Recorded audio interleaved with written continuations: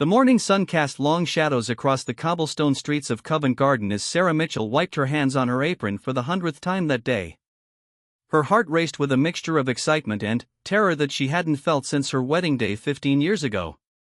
Today was the day she had dreamed of for the past 3 years, the grand opening of the Crown and Hop, her small microbrewery tucked away in a converted Victorian warehouse. Sarah had never imagined that her little brewery would catch the attention of Buckingham Palace. When the letter arrived 2 months ago, bearing the royal seal, she thought it was some elaborate joke played by her husband Tom. But, after several phone calls and security checks, the impossible had become reality. King Charles III himself would be attending the opening ceremony, and he had specifically requested to try their signature Guinness-style stout. The brewery was Sarah's second chance at life. After losing her job as a marketing executive during the pandemic, she had used her redundancy package and their life savings to pursue her passion for brewing. Tom had been skeptical at first, worried about the financial risk, but Sarah's determination had won him over. She had spent countless nights perfecting her recipes, studying the art of brewing, and slowly building a loyal following through local farmers' markets. Now, as she looked around the brewery, Sarah could hardly believe how far she had come. The copper brewing tanks gleamed under the warm lighting, and the smell of hops and barley filled the air. Local artists had painted murals on the brick walls, depicting the history of Covent Garden and the tradition of British brewing. Wooden tables and chairs, all handcrafted by local artisans, were arranged throughout the space, creating an atmosphere that was both rustic and elegant. The past few weeks had been a whirlwind of preparation. Security teams had swept the building multiple times, installing cameras and checking every corner. Sarah had to provide detailed information about every ingredient in her beer, every staff member, and even the suppliers who delivered their glassware. The media attention had been overwhelming, with journalists calling constantly for interviews and photographers camping outside her home. But Sarah's biggest worry wasn't the security or the media attention, it was whether the king would actually enjoy her beer. She had spent years perfecting her Guinness-style stout, experimenting with different combinations of roasted barley, hops, and yeast. The recipe was inspired by her grandfather's homebrew, which he had made in the basement of his Dublin pub before moving to London in the 1960s. Her grandfather, Patrick O'Brien, had been her inspiration for opening the brewery. He had taught her that beer wasn't just a drink, it was a way of bringing people together, of creating community, of celebrating both the ordinary and extraordinary moments of life. Patrick had passed away just before Sarah lost her job, and she often felt his presence guiding her through the brewing process. As the morning progressed, staff members arrived to make final preparations. Emma, a young woman fresh out of university who Sarah had hired as her assistant brewer, nervously checked the temperature of each beer tap for the 10th time. David, the head of security for the event, coordinated with the royal protection officers who had arrived an hour earlier. Tom rushed around the brewery, making sure every table was perfectly positioned and every glass was spotless. The local community had embraced the brewery from its inception. Mrs. Henderson, an elderly woman who lived in the flat above the neighboring flower shop, had become Sarah's unofficial grandmother, offering advice and encouragement during the difficult early days. She had insisted on baking traditional Irish soda bread for the opening, despite Sarah's protests that it wasn't necessary. James Crawford, the local council member who had supported Sarah's licensing application, arrived early to wish her luck. He had fought hard to convince the planning committee that a microbrewery would benefit the community, arguing that it would create jobs and attract tourists to the area. His faith in Sarah's vision had been crucial in getting the necessary permits. As noon approached, a small crowd began to gather outside the brewery. Local residents, fellow business owners, and curious tourists all hoped to catch a glimpse of the king. Sarah watched through the window as children pressed their faces against the glass, their eyes wide with excitement. She remembered feeling the same wonder as a child when she had seen Queen Elizabeth II during a royal visit to her hometown. The royal motorcade arrived precisely at 1 o'clock, a line of black cars moving slowly through the narrow streets of Covent Garden. Sarah's hands trembled as she watched King Charles step out of his car, looking relaxed and genuinely interested in his surroundings. He was dressed casually in a navy blazer and gray trousers, his approach refreshingly informal compared to what Sarah had expected. As the king entered the brewery, Sarah was struck by his warmth and genuine curiosity. He immediately began asking questions about the brewing process, examining the copper tanks and sniffing the air appreciatively. His knowledge of agriculture and traditional crafts was evident as he discussed the sourcing of ingredients and the importance of supporting local farmers.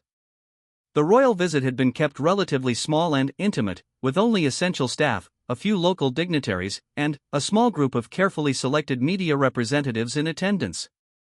Sarah appreciated that the king's team had respected her wish for the event to feel authentic rather than overly formal.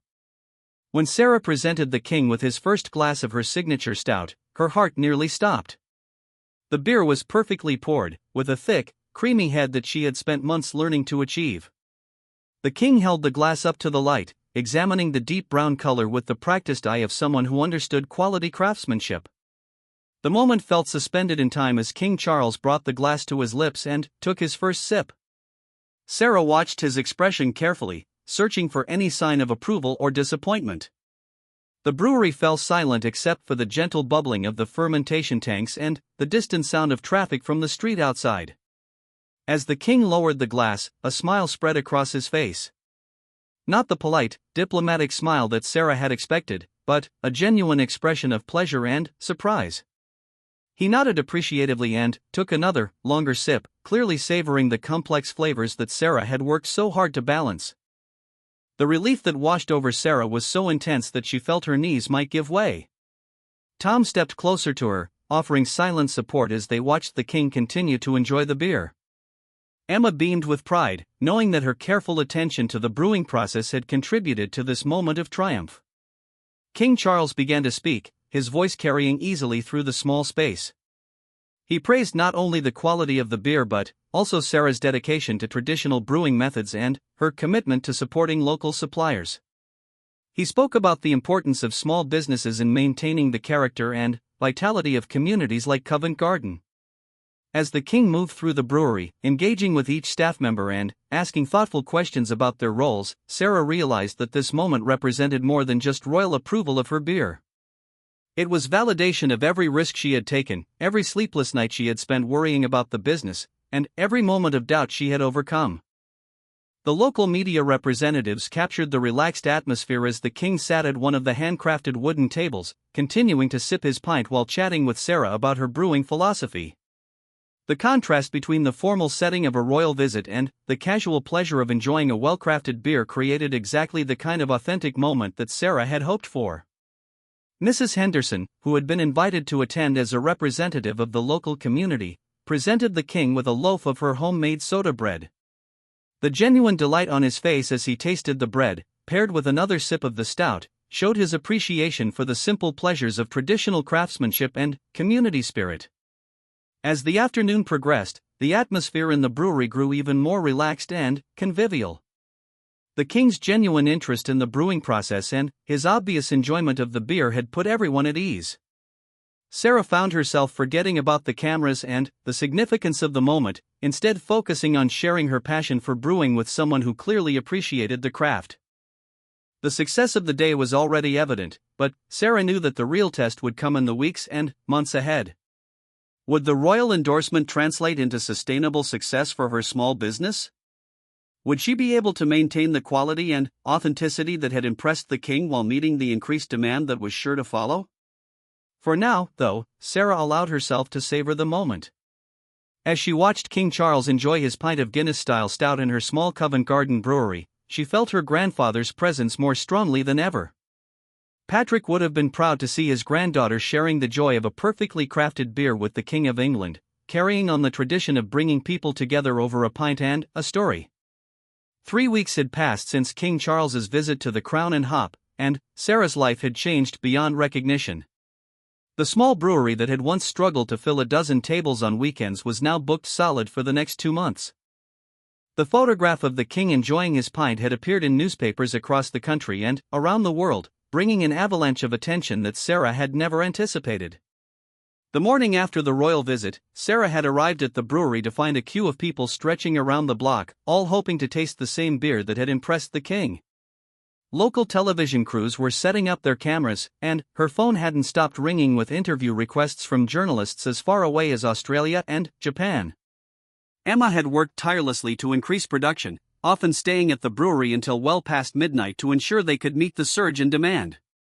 The young assistant brewer had proven herself invaluable during this chaotic period, her dedication and skill allowing them to maintain the quality that Sarah refused to compromise.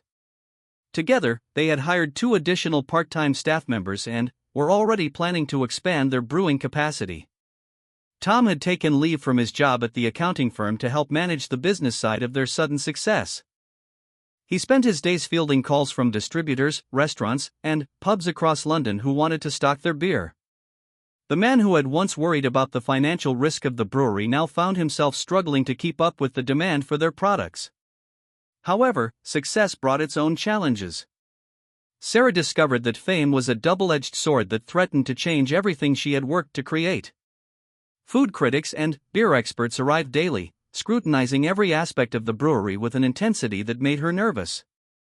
Some visitors seemed more interested in the royal connection than in the beer itself, treating the brewery like a tourist attraction rather than a working business. The most difficult moment came when a large brewery chain approached Sarah with an offer to buy her recipes and brand for an amount that would have set her family up for life. The executives promised to maintain the quality and authenticity of her beer while expanding distribution nationwide. The offer was tempting, especially when she considered the financial security it would provide for Tom and their 2 teenage children. Sarah spent sleepless nights wrestling with the decision. The money would solve all their financial worries and allow her children to attend university without student loans. But she couldn't shake the feeling that selling would betray everything her grandfather had taught her about the importance of community and authenticity in brewing. The pressure intensified when a prominent food and beverage magazine published a critical review of the brewery. The journalist argued that the royal visit had been nothing more than a publicity stunt and questioned whether Sarah's beer was actually worth the attention it had received. The review stung deeply, not only because it was unfair but because it made Sarah doubt herself for the first time since opening the brewery. Emma found Sarah crying in the brewery's small office one evening, overwhelmed by the stress of managing sudden fame while trying to maintain the quality and values that had defined her business. The young woman sat with her mentor, offering comfort and reminding Sarah of why she had started brewing in the first place. During this difficult period, Sarah received an unexpected phone call that would change her perspective on everything that had happened.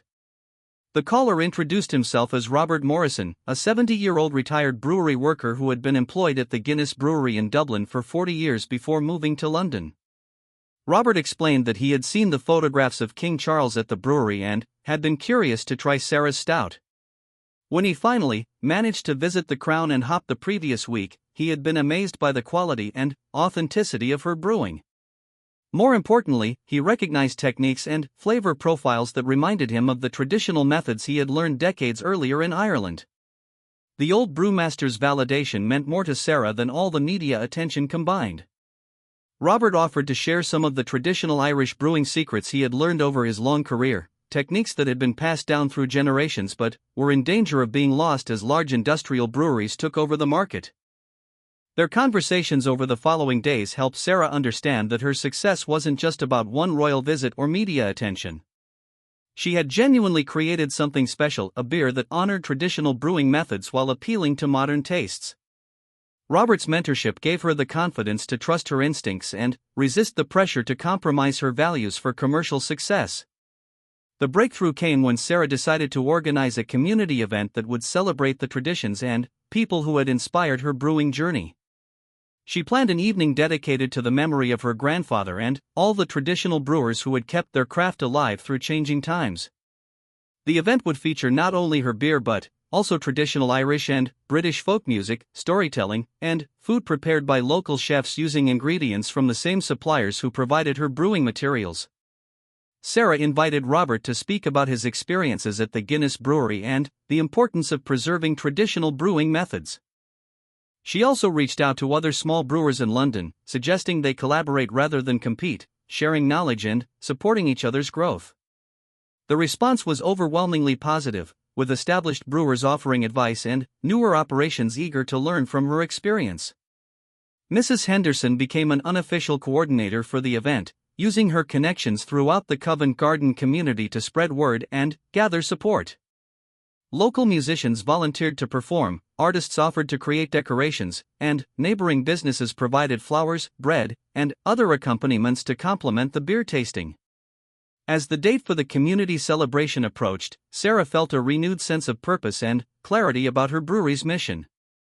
The royal visit had been wonderful, but the real measure of her success would be whether she could create lasting value for her community while honoring the traditions that had inspired her.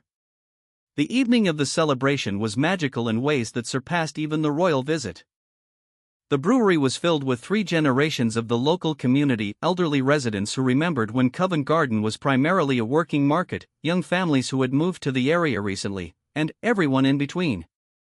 The atmosphere was warm and genuine, with conversations flowing as freely as the beer.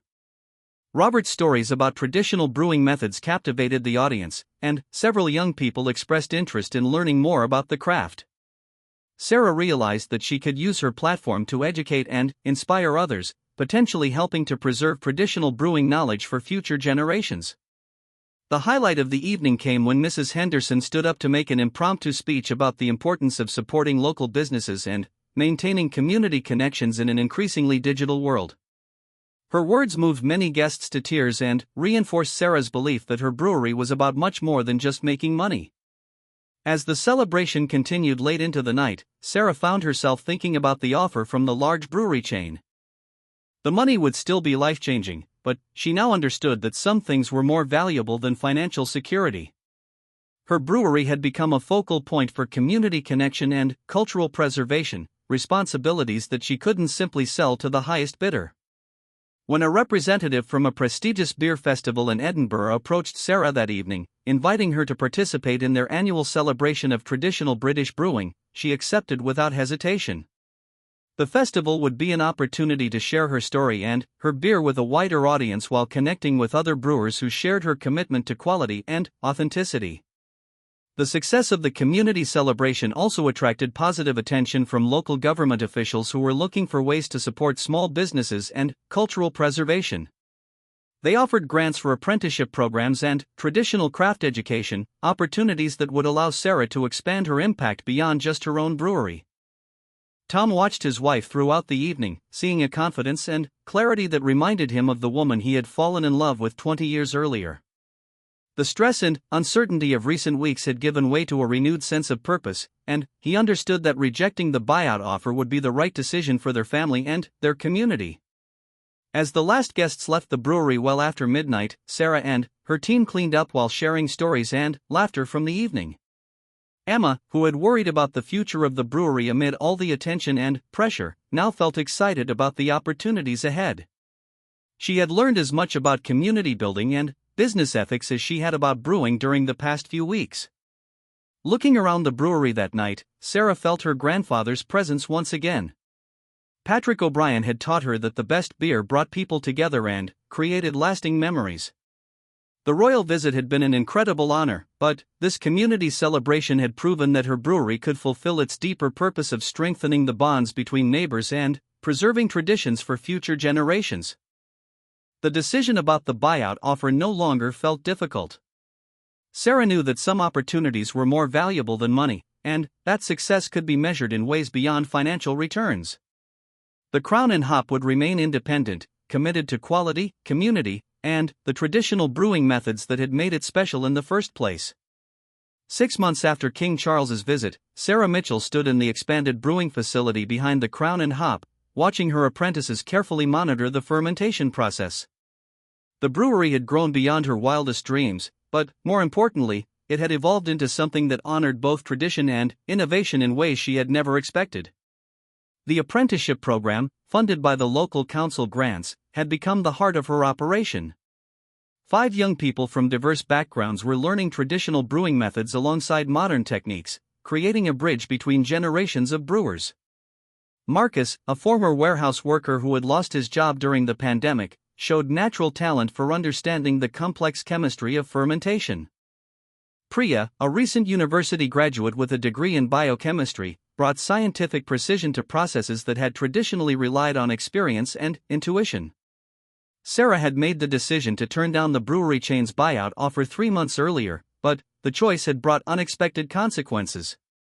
While her family's financial situation remained stable thanks to the brewery's success, she faced new pressures from competitors who couldn't understand why she would reject such a lucrative opportunity.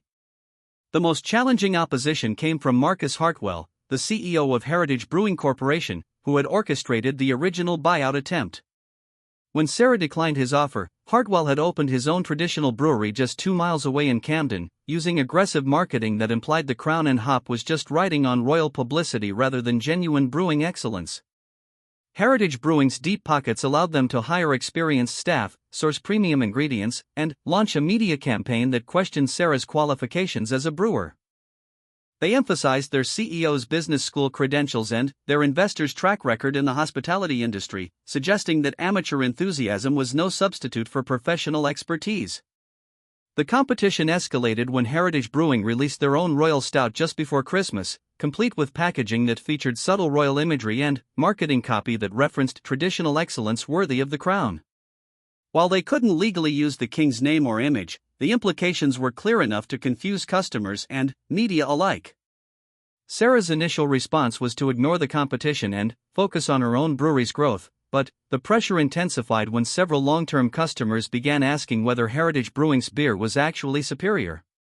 Some restaurant managers who had been eager to stock the Crown and Hops beer suddenly started expressing concerns about whether Sarah could meet demand reliably. The crisis deepened when a prominent beer blogger published a comparative review that favored Heritage Brewing's stout, praising its professional consistency while describing the Crown and Hops beer as charming but variable. The review went viral on social media, leading to heated debates about authenticity versus reliability in craft brewing. Emma, now promoted to head brewer, worked overtime to analyze every batch they produced, trying to identify any quality inconsistencies that might have justified the criticism.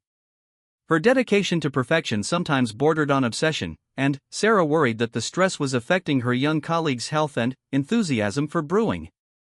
Tom spent sleepless nights reviewing their business finances, wondering if they had made a mistake by rejecting financial security in favor of independence. The brewery was still profitable, but growth had slowed as customers explored alternatives.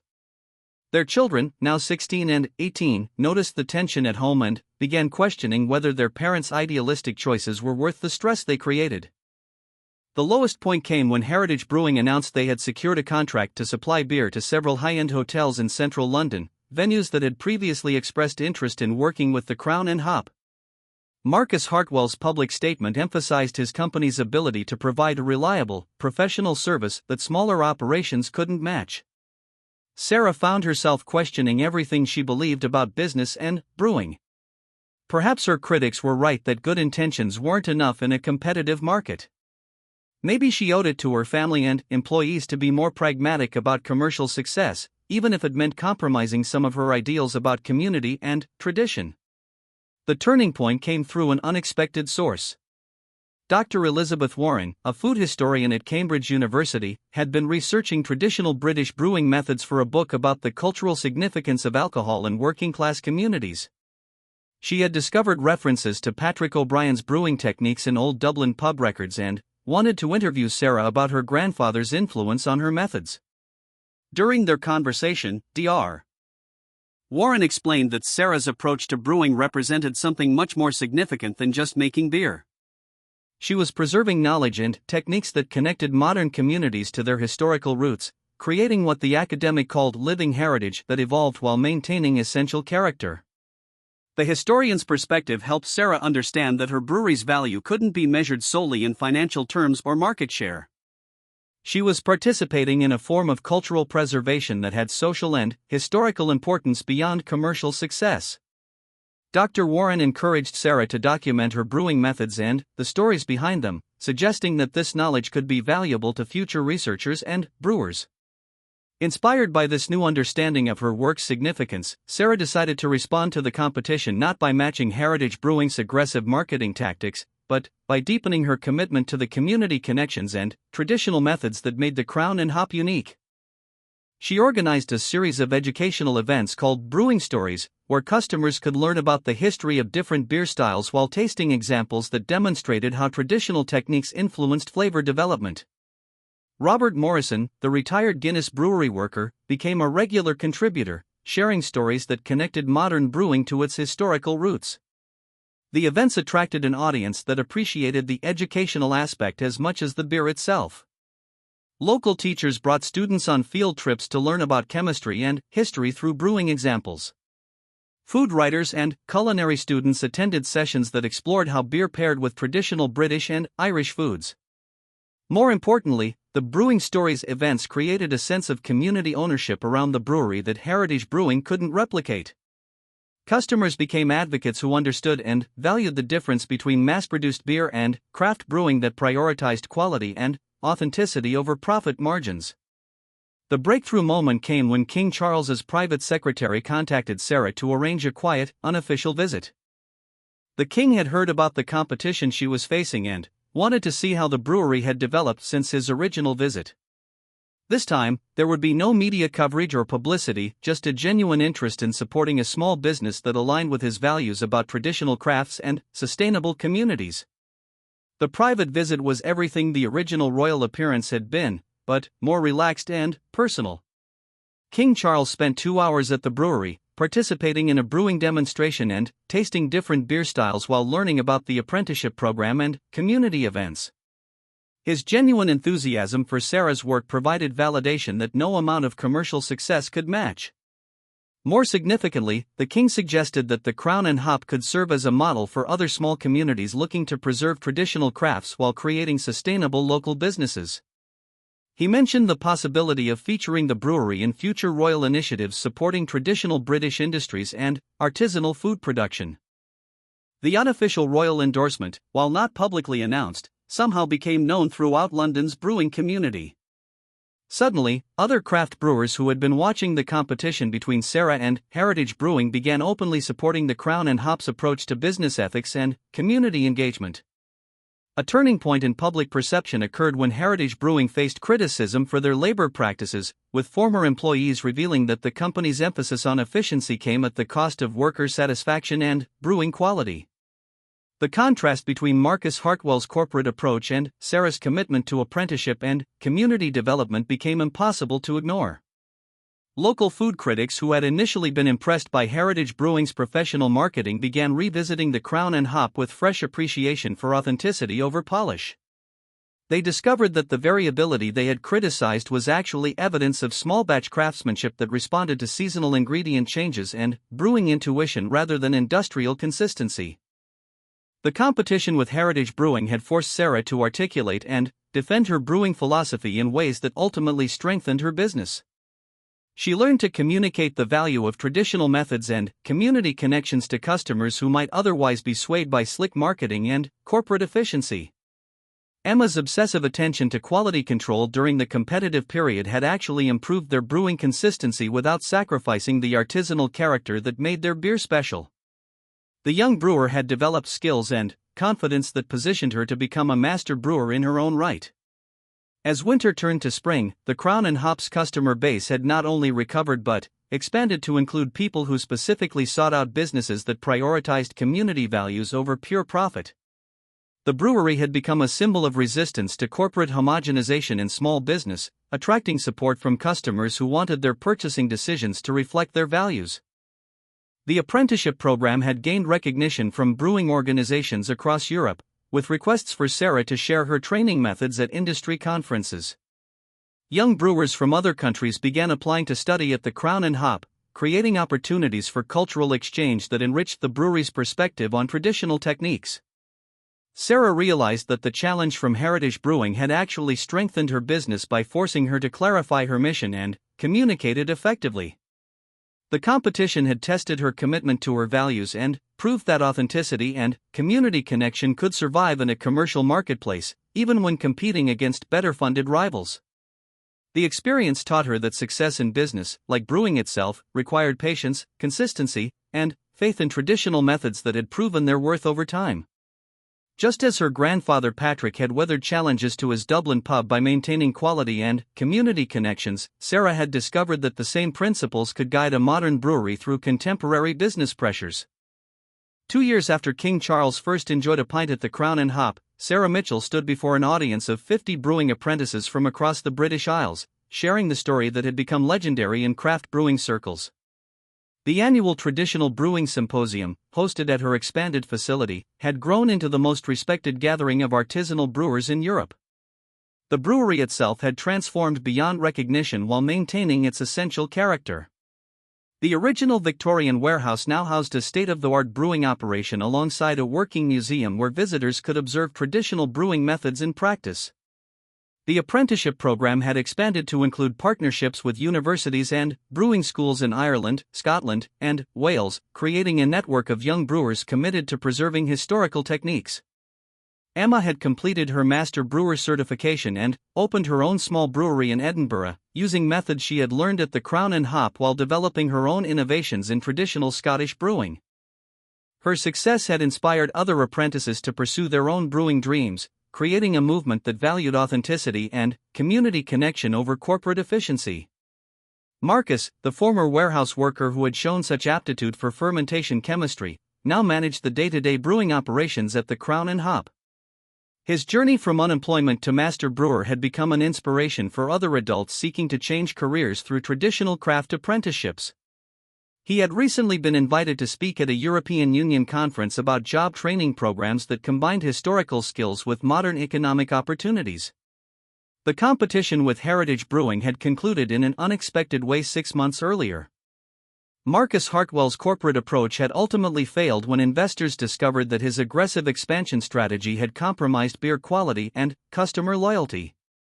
The company had been sold to a larger brewing conglomerate that immediately closed the Camden facility and laid off most employees. However, Sarah's response to Heritage Brewing's closure had surprised everyone, including herself.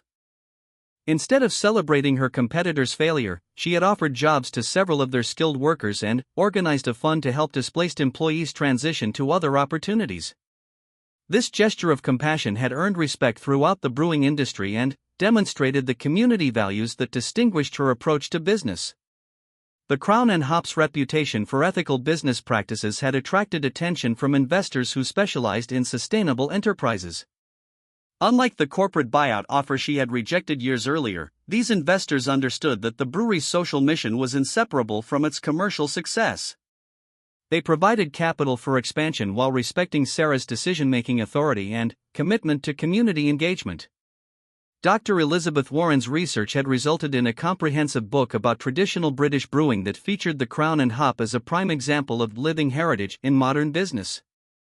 The academic recognition had brought international attention to Sarah's work, with brewing historians and anthropologists regularly visiting to study her methods and document the stories of elderly brewers like Robert Morrison. Robert, now 73, had become the brewery's unofficial historian and mentor emeritus. His weekly storytelling sessions during the Brewing Stories events had developed into oral history recordings that captured decades of brewing knowledge and community memories. Young apprentices cherished the opportunity to learn from someone who had witnessed the transformation of brewing from artisanal craft to industrial process and back to artisanal revival. The success of the Crown and Hop had catalyzed broader changes in Covent Garden and surrounding neighborhoods. Property developers who had once planned to convert historic buildings into luxury apartments were now preserving architectural character and seeking artisanal businesses as tenants. The brewery had helped demonstrate that traditional crafts could drive economic development while maintaining community character. Mrs. Henderson, now 85, had become something of a celebrity in her own right as the grandmother of the brewing renaissance.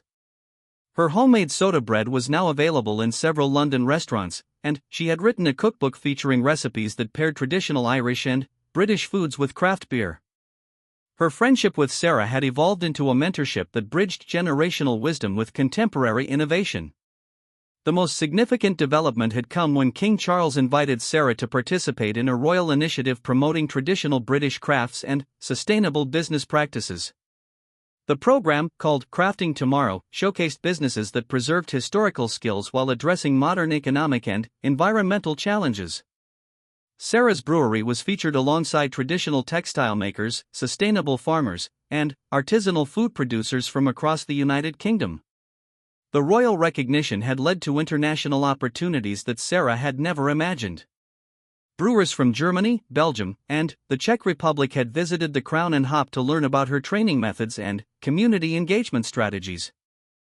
Several countries had invited her to consult on programs that would revive traditional brewing methods while creating modern employment opportunities. Tom had left his accounting job permanently to manage the brewery's expanding business operations and educational programs. His initial skepticism about Sarah's brewing dreams had transformed into passionate advocacy for small business values and community economic development.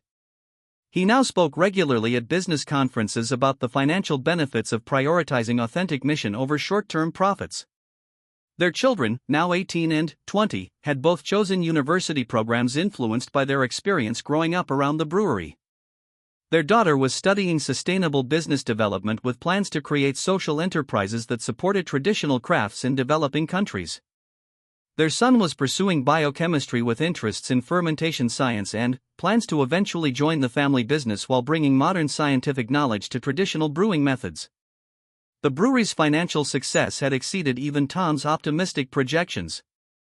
Revenue came not only from beer sales but also from educational programs, consulting services, and licensing agreements that allowed other brewers to use the Crown and Hop's training methods.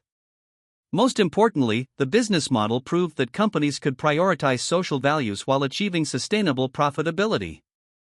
However, success had brought new challenges that tested Sarah's commitment to her original vision. Demand for the Crown and Hop's beer far exceeded their production capacity, creating pressure to expand rapidly or license production to larger facilities. Some business advisors argued that she was limiting her impact by refusing to scale up operations to meet market demand. Sarah had wrestled with these questions throughout the past year, knowing that her decisions would affect not only her own family but also the apprentices, employees, and community members who depended on the brewery's continued success. She had ultimately decided to grow slowly and selectively, opening only one additional location while maintaining strict quality control and training standards. The second Crown and Hop location, in a converted mill in the Cotswolds, served both as a production facility and as a residential training center where apprentices could immerse themselves in traditional brewing methods while studying business ethics and community development. The rural setting provided opportunities to work directly with local farmers who supplied brewing ingredients, creating integrated supply chains that supported multiple small businesses. The Cotswolds Brewery had become a destination for brewing tourism that attracted visitors interested in learning about traditional crafts while experiencing rural British culture. Weekend workshops taught home brewing techniques alongside broader discussions about sustainable living and community economics. The program had proven so popular that similar facilities were being planned in Scotland and Northern Ireland. On this particular afternoon, as Sarah concluded her presentation to the symposium attendees, she reflected on the journey that had begun with a simple dream of brewing beer according to her grandfather's methods. The royal visit that had changed everything was now just one chapter in a larger story about preserving traditional knowledge while building sustainable communities. King Charles had returned to the Crown and Hop twice more over the past 2 years, each visit focused on learning about different aspects of the brewery's educational and community programs. His genuine interest in traditional crafts and sustainable business practices had provided ongoing support for Sarah's work, but, more importantly, it had validated her belief that old wisdom could address modern challenges. The symposium's final session featured a tasting of beers produced by apprentices who had completed their training at the Crown and Hop and opened their own breweries. Each beer told a story about regional ingredients, local community needs, and traditional methods adapted for contemporary tastes. The diversity of styles and approaches demonstrated that traditional brewing knowledge could inspire innovation rather than limiting creativity. As the evening concluded with Robert Morrison's storytelling session, 3 generations of brewers gathered around wooden tables in the original brewery space.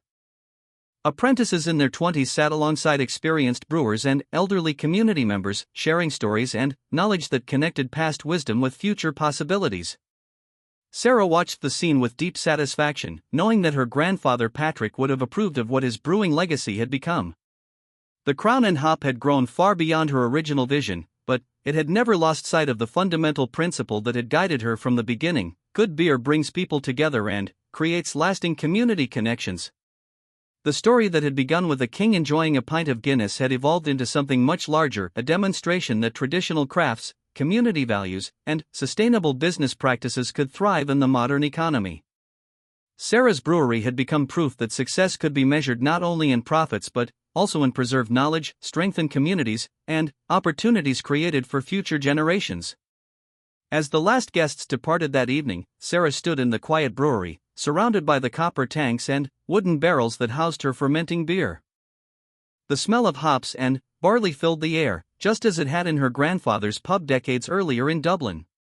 She understood now that she was part of a chain of brewers that stretched back through centuries, each generation adapting traditional methods to serve their own communities while preserving essential knowledge for those who would follow. The Crown and Hop had become more than a business or even a community gathering place. It was a living example of how traditional wisdom could guide modern innovation, creating enterprises that honored the past while building sustainable futures. In that quiet moment, Sarah felt the deep satisfaction of knowing that her work had meaning beyond commercial success, touching lives and preserving culture in ways that would endure long after the royal visit had become just another story told over a perfectly crafted pint of stout.